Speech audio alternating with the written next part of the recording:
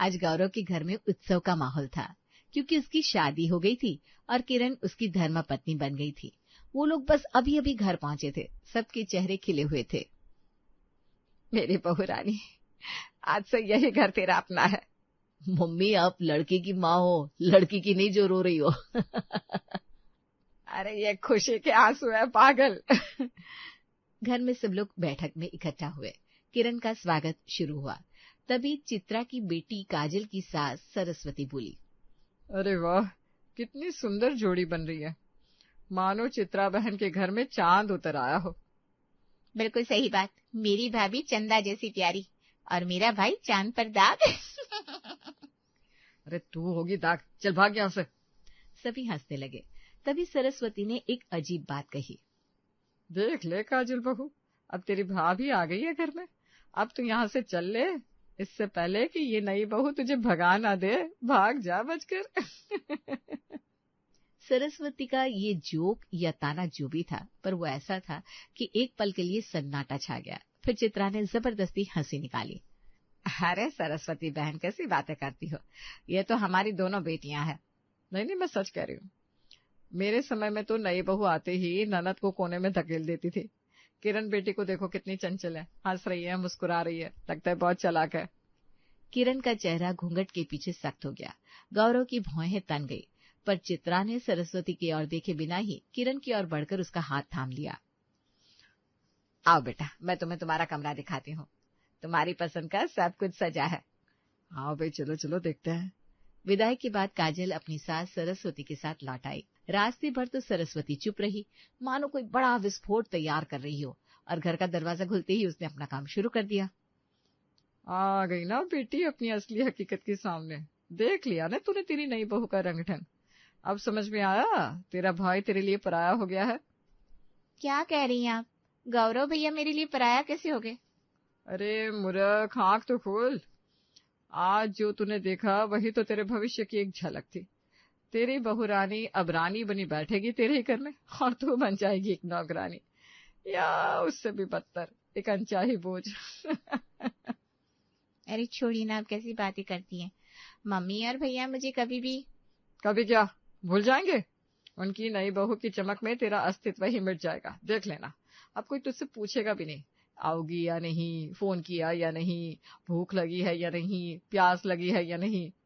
धीरे धीरे सब कुछ उसी का हो जाएगा। तेरा कमरा, तेरे कपड़े, तेरी यादें, सब कुछ। नहीं नहीं, ऐसा नहीं होगा।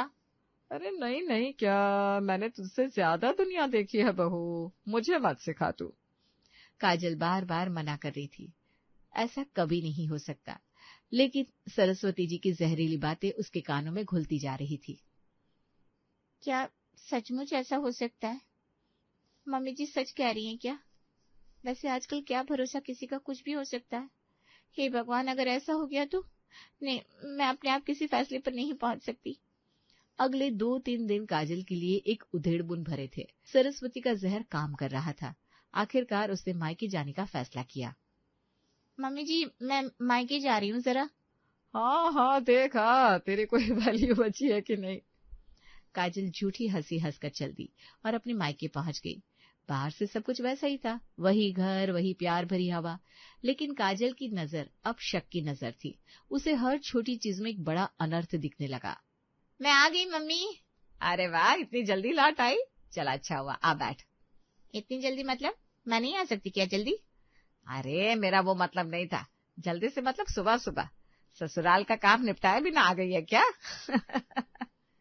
और फिर वही हुआ जिसने काजल के शक को यकीन में बदल दिया। ड्राइंग रूम में गौरव और किरण कुछ सीरियस बात कर रहे थे। काजल बीच में बोली, भैया 1 मिनट, मुझे तुमसे कुछ जरूरी बात। हाँ हाँ, जरा रुको काजल, बस 2 मिनट, पहले किरण की बात खत्म हो जाए। अरे रुको ना, सुन रहा हूं ना अभी। गौरव किरण से बात करता रहा। बात नॉर्मल थी कि वो ऑलरेडी अपनी पत्नी से बात कर रहा था, तो उसे डिस्टर्ब नहीं किया जाना चाहिए। लेकिन काजल की आंखों के सामने तो सरस्वती की भविष्यवाणी तैर गई। देख लेना, तुझे कोई नहीं पूछेगा, तू पराई हो जाएगी। मतलब मेरी नई भाभी ने अपना काम शुरू कर दिया है, मेरे भाई को छीन रही है ये। वाह रे औरत। तभी किरण बोली, काजल तुम बैठकर इनसे बातें करो, मैं सबके लिए चाय बनाकर लाती हूँ। नहीं, मैं चाय बना लूंगी, मैं किचन में ही जा रही थी। अरे नहीं नहीं, आप मेहमान हैं, मैं नई बहू हूं, मेरा फर्ज बनता है, आप आराम करिए दीदी। किरण का इरादा सच्चा और सम्मान भरा था, लेकिन काजल के कानों तक पहुंचते पहुंचते वही वाक्य बदल गया। उसे लगा कि किरण उसे अपने ही घर में मेहमान घोषित कर रही है, कि उसके अपने ही घर की रसोई, उस पर उसका कोई हक नहीं रहा। ठीक है भाभी, बना लीजिए चाय, लेकिन मैं मेहमान नहीं हूँ, मैं इसी घर की सदस्य हूँ।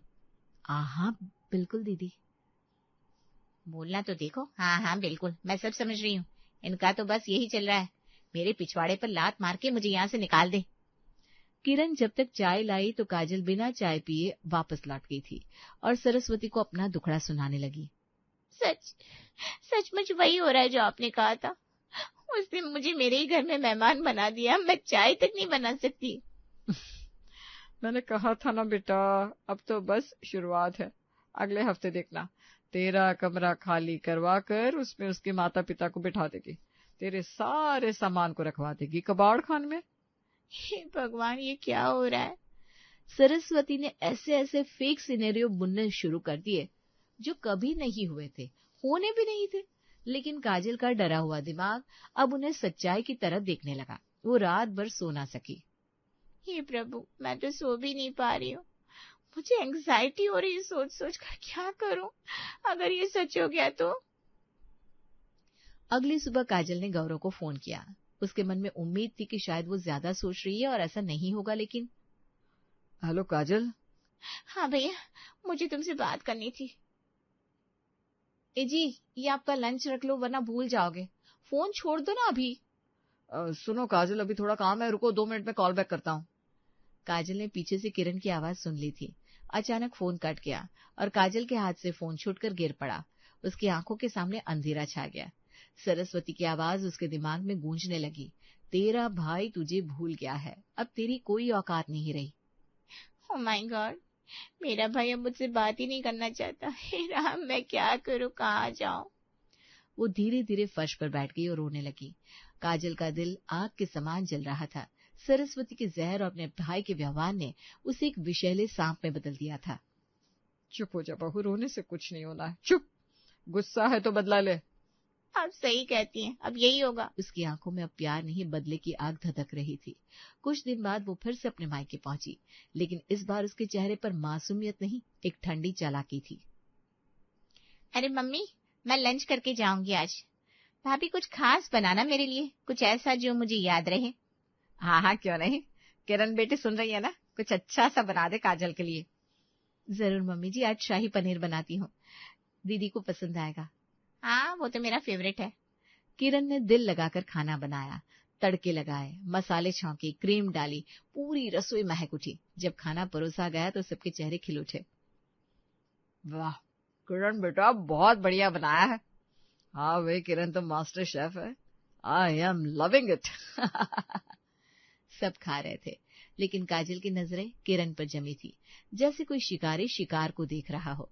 उसने एक चम्मच उठाया, मुंह में डाला और फिर एकदम ड्रामा शुरू किया।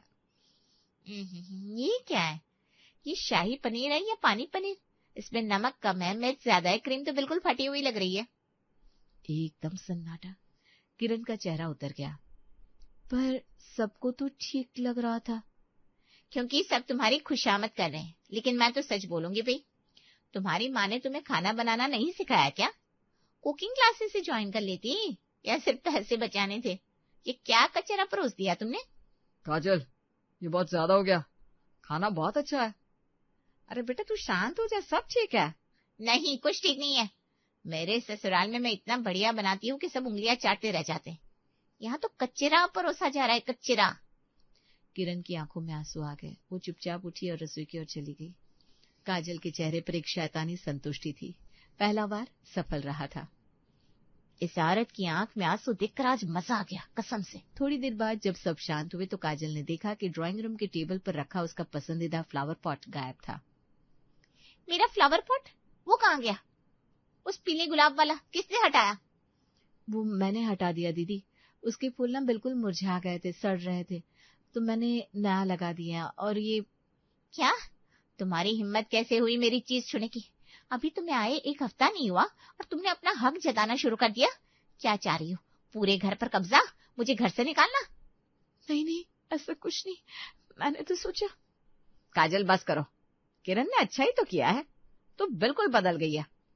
हाँ, अब तो इनका ही साथ दोगी ना आप भी? देखती रहो, मैं जा रही हूँ इस घर से।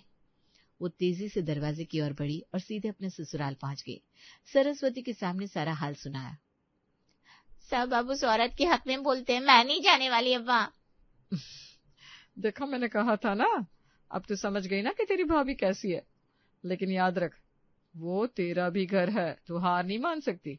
अगर तू आराम से बैठ गई तो किरण जीत जाएगी, तुझे उससे हराना है।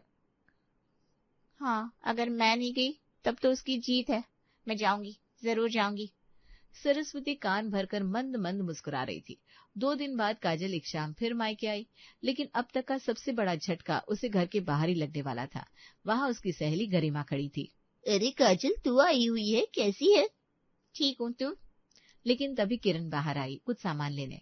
गरिमा की नजरें काजल से हटकर सीधे किरण पर टिक गई। अरे भाभी, मैं तो आपसे ही मिलने आई थी। आपने कल रात जो रेसिपी बताई थी ना, वो बहुत जबरदस्त बनी। कोई और बता दीजिए ना। काजल वहीं जमकर रह गई। उसकी अपनी सहेली उसकी भाभी से इस तरह बात कर रही थी। उसका खून खौल उठा। भाभी, आपको कुछ तो शर्म होनी चाहिए। मेरे घर वालों पर तो हक जता ही रही हो, अब मेरी सहेली को भी बस में कर रही हो। हद हो गई आपकी। काजल, ये क्या बकवास कर रही है? काजल, ये क्या बकवास कर रही है? अरे पागल, ऐसी बातें मत कर। मैं तो चुप, मुझे कुछ नहीं सुनना। सब जान गई हूँ मैं, सब पता है। तू पगला गई है, जा जाकर अंदर बैठ और ठंडा पानी पी। काजल तूफान की तरह घर के अंदर घुसी और एक आराम कुर्सी पर जोर से बैठ गई, मानो सिंहासन हो। चित्रा ने उसको देखकर कहा, बेटा गुस्सा ना कर, सब ठीक है, आराम से बैठ। आज हम सब मिलकर मूवी देखने वाले हैं। टीवी ऑन कर गौरव। गौरव ने रिमोट उठाया। किरण ने पॉपकॉर्न का कटोरा लाकर सबके बीच रखा। एक सामान्य खुशनुमा शाम की शुरुआत होने वाली थी, लेकिन काजल की नजरें तो किरण पर सटी हुई थी, जैसे बिल्ली चूहे को देख रही हो। तो कौन सी मूवी देखे? कोई हिट फिल्म? हम आपके हैं कौन देखते हैं, बहुत बढ़िया फिल्म है। हाँ, वो तो क्लासिक है, मुझे भी बहुत पसंद है। अरे नहीं, वो तो बकवास है, उसमें तो बस नाच गाना है। चलो हम तुम्हारे हैं सनम देखते हैं। ठीक है, वो भी अच्छी है। या फिर एक काम करते हैं, शोले देख लें क्या, सबसे बेस्ट। नहीं, बिल्कुल नहीं, शोले बहुत पुरानी हो गई है। हम तुम्हारे हैं सनम देखेंगे। ये ड्रामा 5 मिनट तक चलता रहा। काजल हर सुझाव का विरोध कर रही थी। आखिरकार गौरव का सब्र जवाब दे गया। बस, बहुत हो गया, अब मैं अपनी मर्जी से मूवी लगाऊंगा। तुमने तो सबका दिमाग खराब कर दिया। कभी खुशी कभी गम लगा रहा हूँ, चुपचाप बैठो। मूवी शुरू हुई, लेकिन काजल के लिए तो असली मूवी अब शुरू होने वाली थी। उसने किरण को निशाना बनाना शुरू कर दिया। अरे भाभी, पानी का गिलास तो यहाँ से हटा दो, कहीं गिर ना जाए। अच्छा अच्छा, हटा देती हूँ। अरे लाइट तो बंद करो, ग्लेयर हो रहा है, नहीं तो आंखें खराब हो जाएगी। ओके। अब आप उधर क्यों बैठी हो, यहाँ आ जाइए, नहीं तो स्क्रीन नहीं दिखेगी साफ। किरण चुपचाप हर आदेश मान रही थी, लेकिन उसकी मुस्कान गायब हो चुकी थी। अरे भाभी, आवाज तो बढ़ाइए, कुछ सुनाई नहीं दे रहा है। अरे अरे, अब बहुत तेज हो गया, घटा दीजिए, मेरे कान फट जाएंगे। और हाँ, चाय बनाइए ना, मूवी देखते देखते चाय तो होनी चाहिए। जैसे ही किरण उठी, काजल चिल्लाई, अरे पॉपकॉर्न का पूरा कटोरा हिला दिया आपने। आप इतने बेढंगी तरीके से कैसे उठती है, हद है बिल्कुल। गौरव और चित्रा एक दूसरे की ओर देख रहे थे। उनकी समझ में आ चुका था कि ये एक सोची समझी साजिश थी। मूवी खत्म होते ही किरण बिना कुछ बोले अपने कमरे की ओर चली गई। गौरव और चित्रा लिविंग रूम में रह गए। गौरव, मैंने तो आज सब नोटिस किया। काजल बिल्कुल पागल हो चुकी है। उससे किरण से चिढ़ है, वो जानबूझकर उसे परेशान कर रही है। हाँ मम्मी, आज तो उसने हद ही कर दी, हर छोटी बात पर चिल्लाती रही। किरण को शांत देकर उसका गुस्सा और बढ़ता गया। अब हमें क्या करना चाहिए, मैं समझ नहीं पा रही हूँ। कुछ नहीं, सिर्फ एक ही रास्ता है, काजल को इग्नोर करो, उसकी बातों का कोई जवाब ही ना दो, उसके ड्रामे पर ध्यान ही मत दो, तो उसकी अकल ठिकाने आ जाएगी। हाँ बिल्कुल सही, यही होगा। अब रात घिराई थी। काजल ने अपना बैग उठाया और बोली, अच्छा, अब मैं अपने घर जा रही हूँ, शायद यहाँ मेरी जरूरत नहीं है किसी को। गौरव अखबार पढ़ रहा था, चित्रा टीवी देख रही थी। किसी ने सिर भी नहीं उठाया। काजल हैरान रह गई। अरे सुन रहे हैं, मैं जा रही हूँ। हाँ तो जाओ ना, इतना ऐलान क्यों कर रही हो? काजल का गला सूख गया।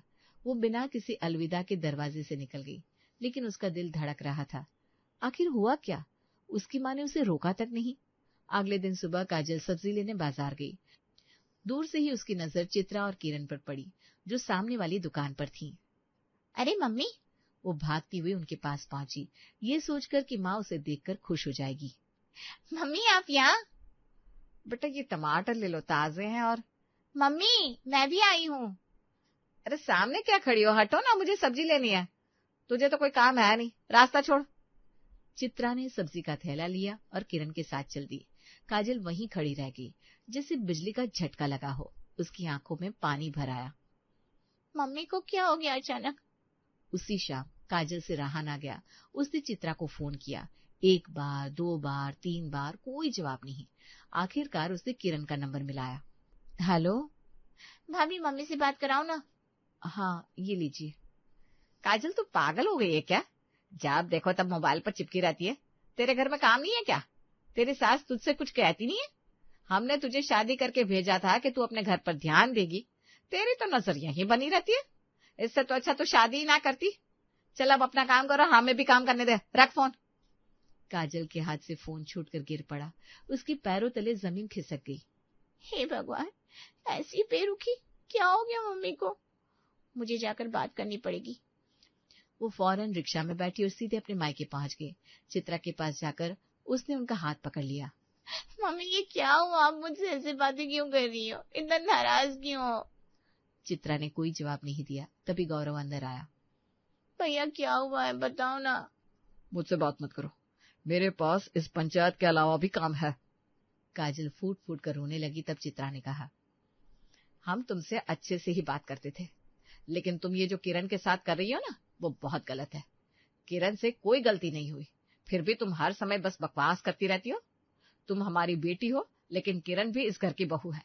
अगर तुम हमारी बहू की इज्जत नहीं कर सकती तो हमें तुम इस घर में नहीं चाहिए। हमने देखा है कि तुम उसे जानबूझकर टारगेट कर रही हो। माँ मैं शायद अंधी हो गई थी। मेरी सास ने कहा था कि वाह रे वाह, बात मानी भी तो किसकी। तू आज तक अपनी सास को पहचान नहीं पाई? अरे उसका तो काम ही यही है, लोगों के घर में आग लगाना। अब समझ में आ गया। I am sorry. ये अपनी भाभी से बोल। आई एम सॉरी भाभी, रियली सॉरी। अरे दीदी कोई बात नहीं। काजल सीधे रास्ते पर आ गई और फिर धीरे धीरे सब कुछ फिर से ठीक होने लगा।